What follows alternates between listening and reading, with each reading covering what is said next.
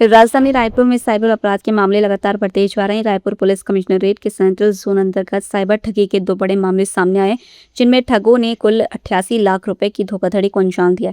जानकारी के अनुसार देवेंद्र नगर थाना क्षेत्र में एक मामले में 84 लाख रुपए और दूसरे मामले में 4 लाख रुपए की साइबर ठगी की शिकायत दर्ज हुई है। मामले की जानकारी देते हुए उमेश प्रसाद गुप्ता ने बताया कि दोनों शिकायतें पहले NCCRP पोर्टल पर प्राप्त हुई थी। शिकायतों के आधार पर प्रार्थियों को बुलाकर अपराध दर्ज किया गया है। पुलिस ने मामले की जांच शुरू कर दी और साइबर ठगों तक पहुंचने के तकनीकी साक्ष्यों के आधार पर कार्रवाई की जा रही है। अधिकारियों का कहना है कि जल्दी मामले में महत्वपूर्ण सुराग मिलने की उम्मीद है। जिनमें पहले NCCRP पोर्टल पे कंप्लेंट किया गया था, उस कंप्लेंट के बेसिस पर प्रार्थी को बुलाकर 2 अलग-अलग FIR किए गए हैं, जिसमें मोबाइल नंबरों पे कॉल आके अलग-अलग तरीके से एक में 83 लाख कुछ रुपए का और दूसरे में लगभग 4 लाख रुपए का फ्रॉड किया गया है। इस पर अपराध पंजीबद्ध करके इन्वेस्टिगेशन में लिया गया है। राजधानी रायपुर में अवैध मादक पदार्थों की तस्करी और बिक्री के खिलाफ पुलिस का अभियान लगातार जारी है। इसी क्रम में तेलीबांधा और सिविल लाइंस थाना पुलिस ने अलग-अलग कार्रवाई करते हुए 2 आरोपियों को गिरफ्तार किया है। पुलिस को सूचना मिली थी कि आरोपी गांजा बेचने के लिए ग्राहकों की तलाश कर रहे हैं। सूचना के आधार पर पुलिस ने घेराबंदी कर दोनों को पकड़ लिया। तलाशी के दौरान आरोपियों के कब्जे से करीब 8 किलोग्राम गांजा बरामद किया गया। जब्त मादक पदार्थ की कीमत का आकलन किया जा रहा है। पुलिस ने आरोपियों के खिलाफ NDPS अधिनियम के तहत मामला दर्ज कर लिया है। साथ ही उनसे पूछताछ कर गांजा तस्करी के नेटवर्क और इससे जुड़े अन्य लोगों के बारे में जानकारी जुटाई जा रही है। जी हाँ, एक सिविल लाइन थाने में और एक तेलीबांधा थाने में, दोनों में मिलाकर गांजे का लगभग 8 किलो के आसपास गांजे की जब्ती की गई है। साथ ही 2 अलग-अलग आरोपियों को 2 अलग-अलग प्रकरणों में NDPS एक्ट के तहत कार्यवाही करते हुए जेल भेजा गया है। छत्तीसगढ़ के रायगढ़ जिले में जांच अभियान के दौरान 57 लोगों के HIV संक्रमित पाए जाने के बाद स्वास्थ्य विभाग सतर्क हो गया है। मामले को लेकर स्वास्थ्य विभाग लगातार निगरानी कर रहा है और प्रभावित लोगों को आवश्यक चिकित्सीय परामर्श एवं उपचार उपलब्ध कराया जा रहा है। इस संबंध में स्वास्थ्य मंत्री श्याम बिहारी जायसवाल ने लोगों से घबराने की बजाय जागरूक रहने की अपील की है। उन्होंने कहा कि केवल रायगढ़ ही नहीं बल्कि पूरे प्रदेश में HIV जांच अभियान चलाया जा रहा है। स्वास्थ्य मंत्री ने कहा कि जांच के दौरान जो लोग HIV पॉजिटिव पाए जा रहे हैं उन्हें घबराने की जरूरत नहीं है। सरकार उनकी जांच, परामर्श और उपचार की समुचित व्यवस्था सुनिश्चित कर रही है। उन्होंने लोगों से समय पर जांच कराने और स्वास्थ्य विभाग द्वारा जारी दिशा निर्देशों का पालन करने की अपील की।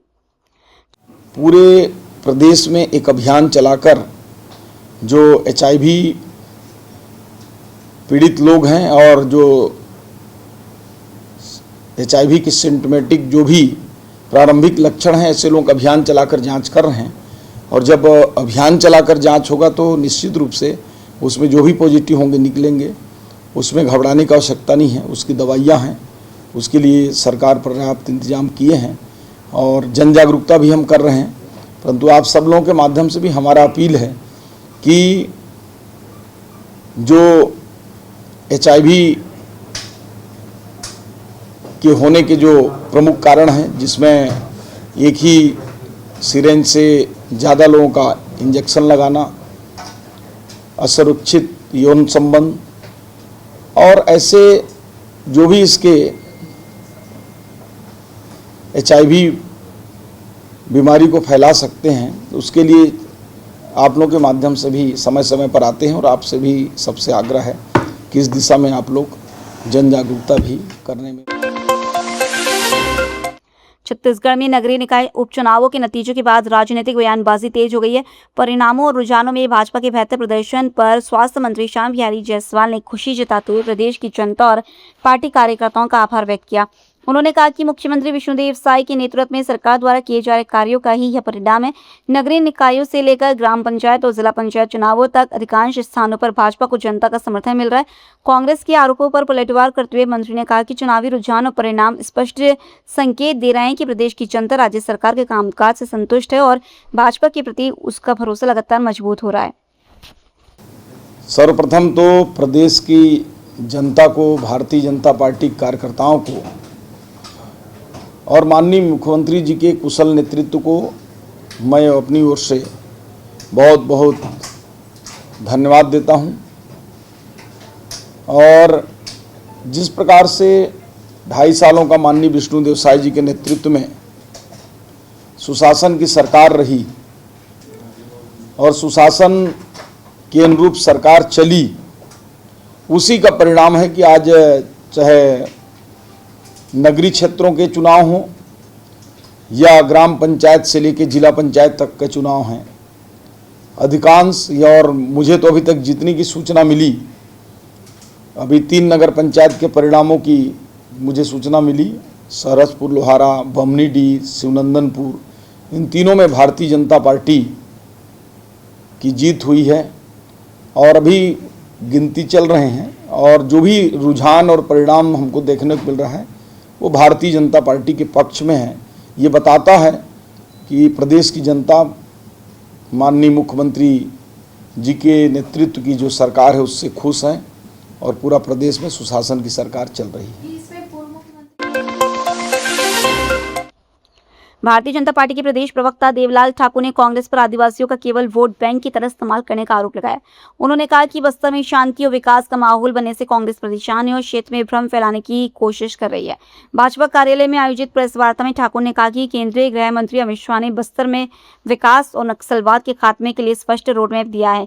भाजपा सरकार आदिवासियों के जल, जंगल और जमीन के अधिकारों को मजबूत करते हुए रोजगार और आर्थिक विकास के नए अवसर तैयार कर रही है। उन्होंने कहा कि बस्तर में इमली, महुआ और बांस आधारित प्रसंस्करण इकाइयों की स्थापना से स्थानीय लोगों को रोजगार मिलेगा और उनकी आर्थिक स्थिति मजबूत होगी। ठाकुर ने दावा किया कि भाजपा सरकार बस्तर में शांति, विकास और आदिवासी हितों की रक्षा के लिए प्रतिबद्ध है। इस प्रकार से हमारे छत्तीसगढ़ में नक्सलियों के समाप्त होने के बाद ये अंदेशा था भारतीय जनता पार्टी को, कहीं ना कहीं आदिवासी अंचल और वनांचल अंचल में एक भ्रम फैलाकर जो फिर से अर्बन नक्सलवाद को बढ़ावा दिया जा रहा है।